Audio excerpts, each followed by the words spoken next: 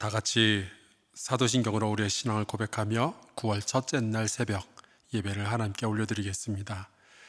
전능하사 천지를 만드신 하나님 아버지를 내가 믿사오며 그 외아들 우리 주 예수 그리스도를 믿사오니 이는 성령으로 잉태하사 동정녀 마리아에게 나시고 본디오 빌라도에게 고난을 받으사 십자가에 못 박혀 죽으시고 장사한 지 사흘 만에 죽은 자 가운데서 다시 살아나시며 하늘에 오르사 전능하신 하나님 우편에 앉아 계시다가 저리로서 산 자와 죽은 자를 심판하러 오시리라. 성령을 믿사오며 거룩한 공예와 성도가 서로 교통하는 것과 죄를 사하여 주시는 것과 몸이 다시 사는 것과 영원히 사는 것을 믿사옵나이다. 아멘. 우리 함께 찬송가 366장 같이 찬양하겠습니다.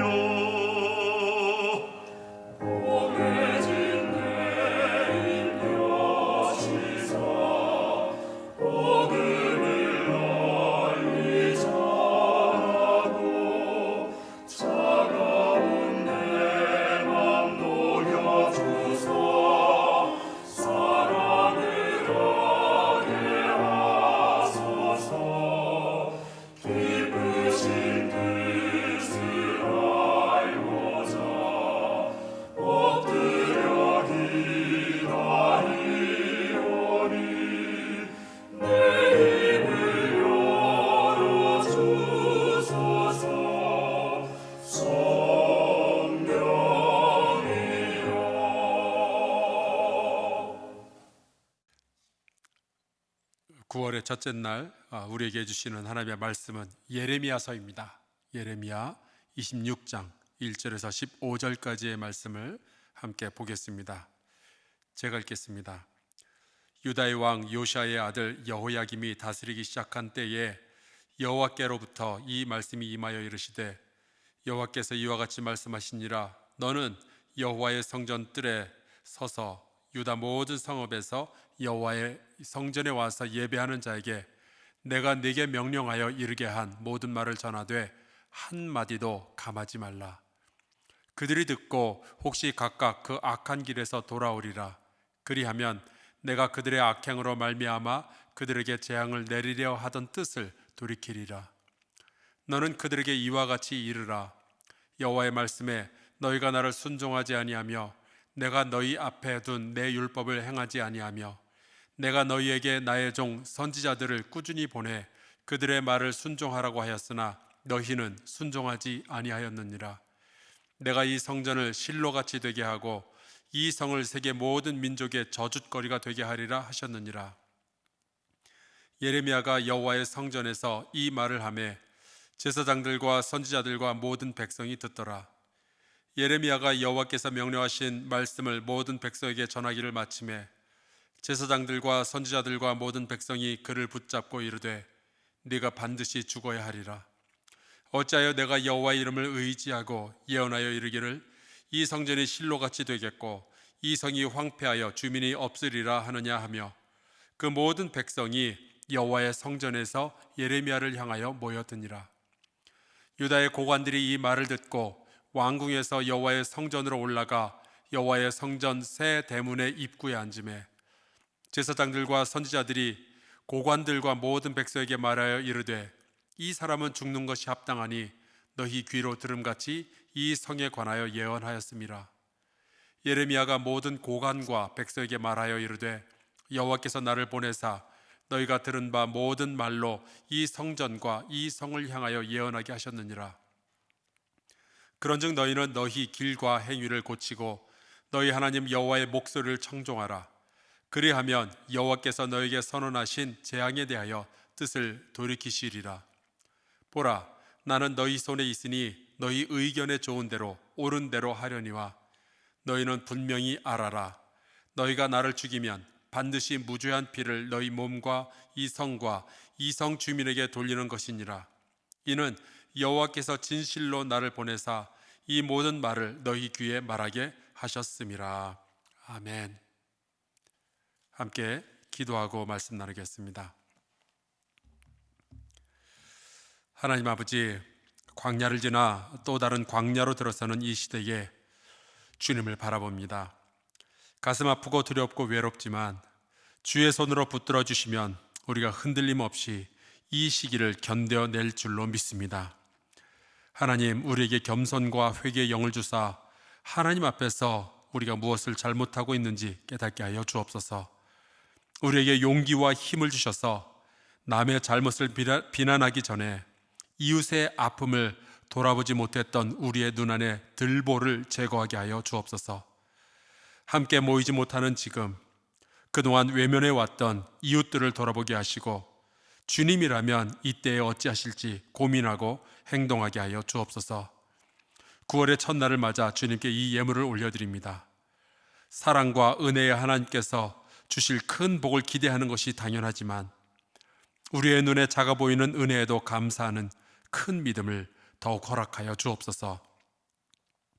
주님, 우리 성도들의 영적인 눈이 열리게 하여 주옵소서.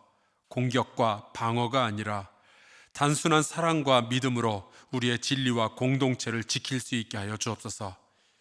힘의 논리가 아닌 하나님의 사랑과 온유함과 배려와 공의로 우리가 승리하게 하여 주옵소서. 성경의 가르침을 오용하지 않게 하시고 성령으로 도우사 깊은 지혜와 이해를 우리에게 허락하여 주옵소서. 주님 사랑합니다. 예수 그리스도의 이름으로 기도하옵나이다. 아멘. 이제 9월이 시작되었습니다. 드디어 우리의 눈앞에 가을이 보이고 있죠. 성도 여러분 모두에게 주님의 크신 은혜가 함께 하시기를 바랍니다. 마스크를 쓰는 이유는 내 입으로부터 바이러스가 다른 사람에게 전해지지 않게 하려는 것이라죠. 기왕에 마스크를 쓴 김에 내 입에서 저주나 욕설이나 상처를 주는 말이 나가지 않도록 침묵하고 또 우리의 언어가 그동안 어떠했는지 잘 살펴볼 수 있기를 바랍니다. 우리가 손 소독을 하는 이유는 우리의 손에 묻었을지 모르는 바이러스를 제거하기 위함이라고 그래요. 우리의 행동이 누군가에게 독이 아니라 득이 될 수 있도록 우리가 힘썼으면 좋겠습니다. 우리가 이제 함께 모여서 예배를 드릴 수 없는 환경이 되었죠. 우리의 집안 식구들을 더 깊이 돌보라는 하나님의 음성이라 생각하고 내 남편, 내 아내, 내 자녀들, 우리 부모님들, 더 나아가서 앞집 가족, 아랫집 가족, 그들의 이야기를 듣고 그들을 보살피고 또 그들과 살아갈 수 있는 기회가 되기를 바랍니다. 오늘 우리는 예레미야 26장의 말씀을 함께 보았습니다. 오늘 말씀 1절에 보면은 요시야 왕의 아들 여호야김의 시대에 하나님의 말씀이 선지자 예레미야에게 임하였다라고 기록하고 있습니다. 여호야김은 25살에 유다의 왕이 된 사람입니다. 그의 아버지 요시야는 선한 왕이었지만 애국과의 전투에서 그만 전사하게 됩니다. 그의 아들 여호아하스가 이어서 왕이 되었는데 불과 석 달 만에 애굽의 왕 느고가 그를 폐위시킵니다. 그리고 느고가 세워놓은 사람이 바로 여호야김이라는 왕이었어요. 아니, 남의 나라 왕을 자기 마음대로 폐위도 시키고 자기 마음대로 새로운 왕을 세운다는 것이 말이 되는 이야기입니까?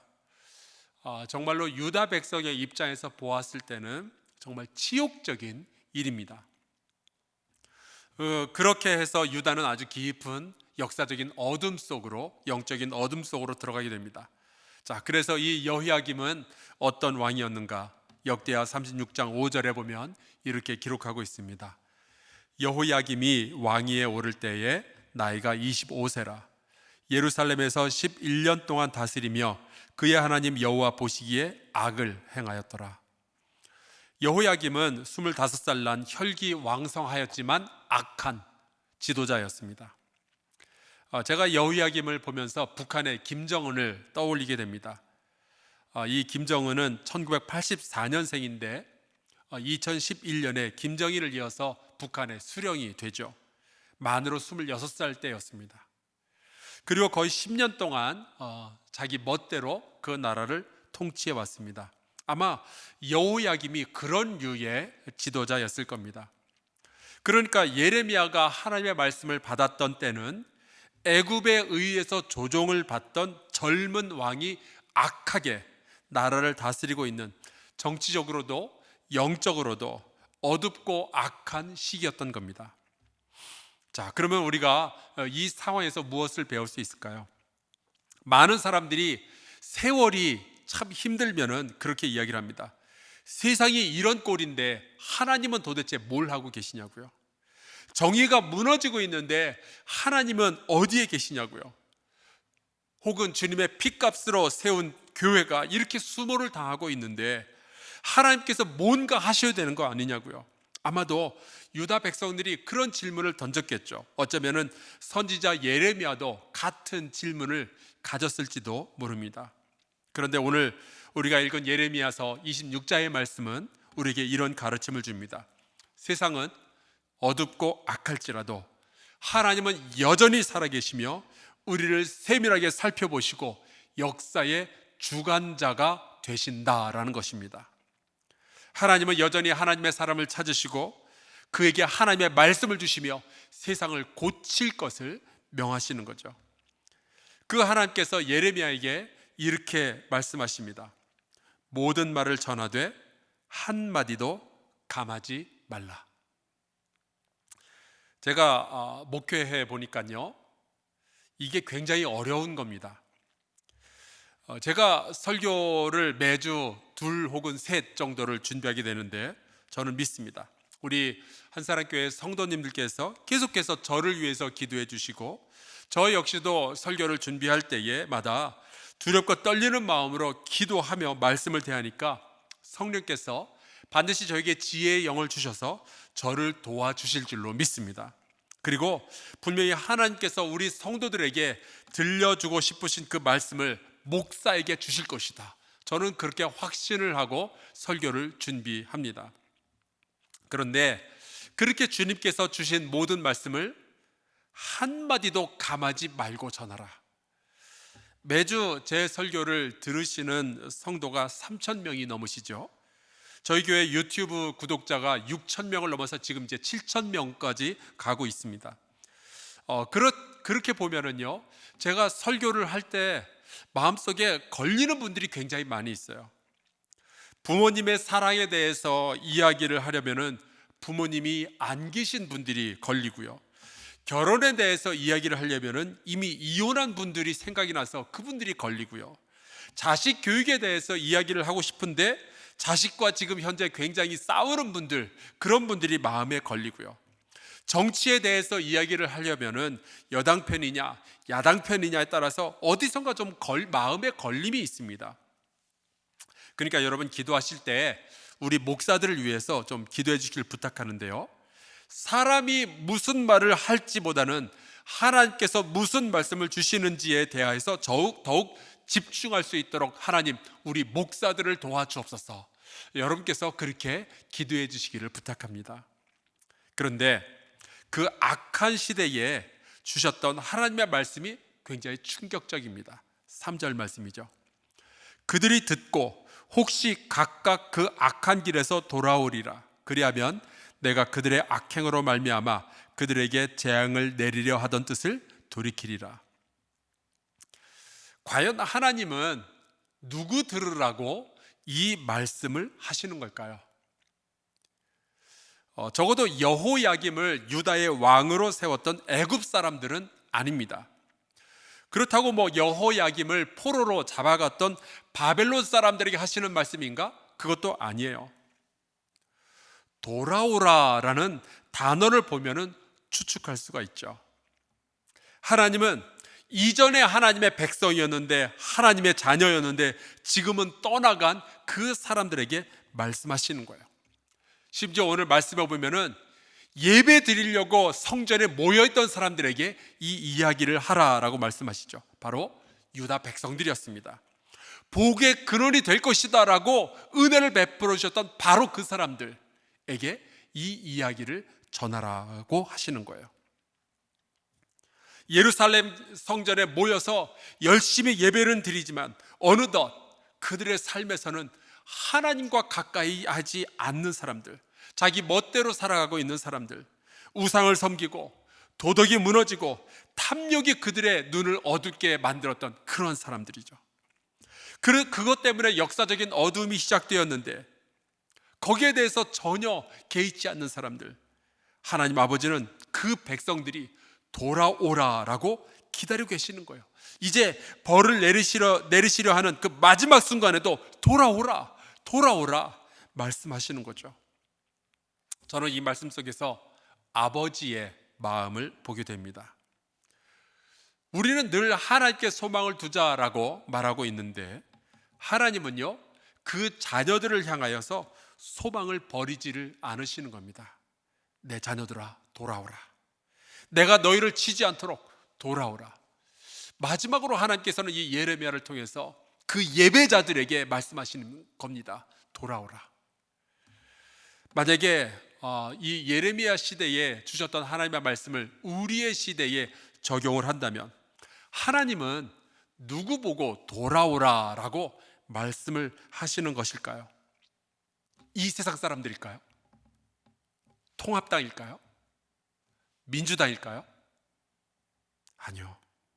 하나님은 한때 구원받고 인도하심을 받았던 사람들, 하나님의 은혜를 경험했던 사람들에게 이 말씀을 주시는 거예요.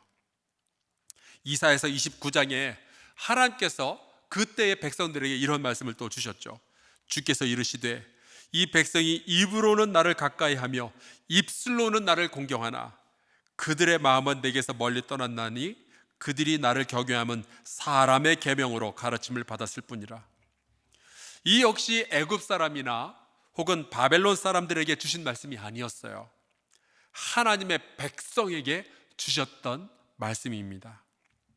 예루살렘에서 자기들이 열심히 예배에 참여하고 있다고, 하나님은 우리 편이라고 생각하고 있던 그 이스라엘 사람들에게 주신 말씀이었어요. 자, 그러면 우리는 이 말씀을 어떻게 해석하고 어떻게 받아들이고 우리가 어떻게 적용하면 좋을까요? 피하고 싶어도 피할 수 없는 하나님의 음성이 있어서 저도 여러분에게 그 말씀을 그대로 전합니다.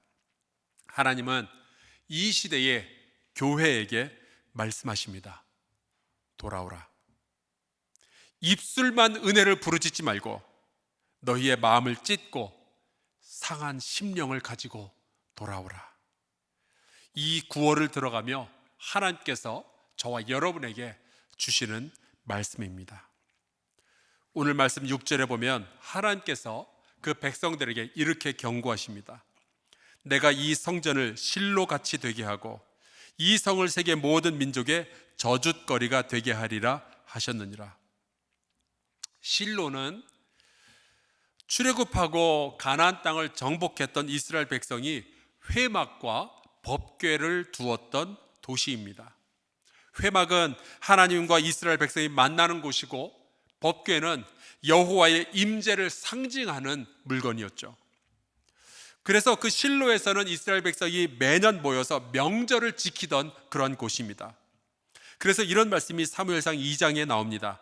이 사람이 매년 자기 성읍에서 나와서 실로에 올라가서 만군의 여호와께 예배하며 제사를 드렸는데, 엘리의 두 아들 홈니와 비느하스가 여호와의 제사장으로 거기에 있었더라. 사무엘의 어머니 한나가 기도한 곳이 실로였고요, 사무엘이 선지자로 훈련을 받았던 곳도, 제사장으로 훈련을 받았던 곳도 실로였습니다. 자, 그러면은 그렇게 거룩한 회막과 거룩한 법궤가 있는 도시는 당연히 거룩한 도시이고, 그곳에서 하나님의 백성이 모여서 같이 제사를 드리고 찬양을 드리고 그랬다면, 그곳에서 함께 기도하고 그랬다면, 그 도시는 하나님의 보호를 받아야 마땅한 것 아니었어요? 그런데 엘리와 두 아들 홈니와 비느하스는 그 당시에 있었던 이스라엘 백성을 대표하는 제사장들이었는데, 하나님을 멸시하고 자기들 멋대로 제사를 드립니다. 그뿐만이 아니라 이스라엘 백성은 여호와 하나님의 임재인 그 임재의 상징이었던 법궤를 부적처럼 여겼어요. 그래서 전쟁에서 자기네들이 잘 이기질 못하니까 법궤를 가져다가 전쟁터로 가지고 가죠. 그 일을 했던 사람들이 바로 홈니와 비느하스라는 사람이었습니다. 그러면 이길 것이다, 아무도 우리를 해하지 못할 것이다, 오만하게 생각을 했던 거죠. 자기들의 삶을 돌아볼 생각은 하지 않고 여호와의 권능을 자기들의 싸움에 끌어다 드린 겁니다. 이걸 그들은 자기네들 나름대로의 믿음이라고 생각했었어요. 그런데 그 결과는 비참했습니다. 블레셋 군대가 그 법궤를 빼앗아 버리죠. 엘리의 두 아들 홈니와 비느하스는 전쟁터에서 죽고, 엘리는 법궤를 빼앗겼다라는 이야기를 듣고 놀라서 넘어지다가 목이 부러져 죽게 됩니다. 그 일 이후로 실로라는 도시는 더 이상 예배의 중심지가 되질 못하죠. 그러니까 6절에 나오는 이 성전을 실로같이 되게 하겠다라는 뜻은 너희의 예배를 더 이상 이곳에서 내가 받을 생각이 없다라는 뜻이죠. 장소가 중요한 것이 아니었던 겁니다. 어느 장소에 모여서 예배를 드리냐가 중요한 것이 아니라 너희가 예배자냐라는 것이 더 하나님께서는 중요시 여겼던 것이죠. 그뿐만이 아닙니다. 이 성을 세계 모든 민족의 저주거리가 되게 하리라. 저주거리가 된다라는 바로 이 단어가 히브리어로 켈랄라라고 하는데요, 여러분 단어만 들어봐도 뭔가 기분 나쁘지 않으세요? 켈랄라, 히브리 말로 조롱하고 욕하고 천시 여기는 것, 내려다 깔보는 것, 그런 것들을 뜻합니다. 여러분, 하나님의 성 예루살렘이 깔봄을 당한다는 거예요. 세상의 많은 백성들에게, 하나님을 모르는 사람들에게 여호와의 성이 수치를 당한다는 거죠. 그런데 이게 하나님을 모욕하는 것이 아니라 오히려 하나님께서 그렇게 하도록 만드신다는 거예요. 저는 이 말씀을 보면서 지금의 한국교회를 생각하지 않을 수가 없습니다. 여러분, 지금의 한국교회가 수치를 당하고 있는 것은 못된 정부의 모략 때문일까요? 아니면 이 백성의 죄악 때문일까요? 아니면 교회의 부족함 때문일까요? 분명한 것은 하나님께서 돌아오라고 부르시는 대상은 교회 밖에 있는 사람들이 아니라 은혜를 경험했던 하나님의 백성들이라는 사실입니다. 세상이 어두운 것은 어두움의 자식들이 너무 많아서가 아니라 빛의 자녀들이 빛을 내지 못했기 때문입니다. 회개해야 할 사람들은 정치인이나 이 땅의 백성들이 아니라 교회와 목사와 장로와 평신도들인 거예요. 오늘 예레미야 26장은 저에게나 우리 한국 교회에게나 아픈 말씀이지만, 저는 이 말씀을 저주의 말씀으로 듣지 말고 소망의 말씀으로 들었으면 좋겠습니다. 주님은 우리가 돌아올 것을 소망하시며 주님의 말씀을 붙잡고 살아나기를 원하고 계십니다.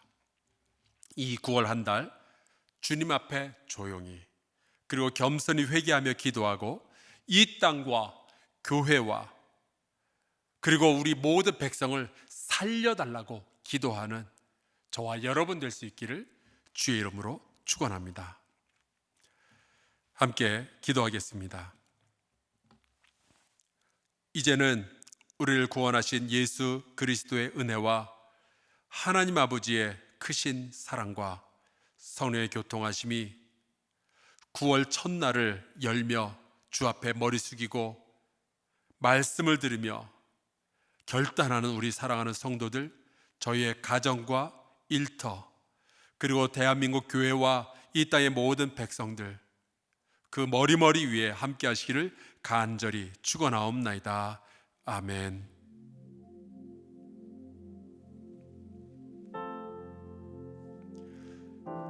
이어서 우리가 같이 좀 기도했으면 좋겠습니다. 두 가지 기도의 제목을 드릴게요.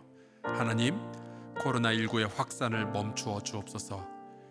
인간의 한계가 너무나도 분명한 이 시기에 하나님의 능력을 경험하게 하여 주옵소서. 우리의 끝에서 하나님의 시작되는 능력을 보게 하여 주옵소서. 경제와 정치가 무너지지 않도록 아버지 은혜를 베풀어 주옵소서. 두 번째로 우리가 기도했으면 좋겠는 것은요, 하나님, 우리의 죄를 보게 하시고 우리를 용서하시고 이 땅과 한국교회의 영적 회복을 허락하여 주옵소서.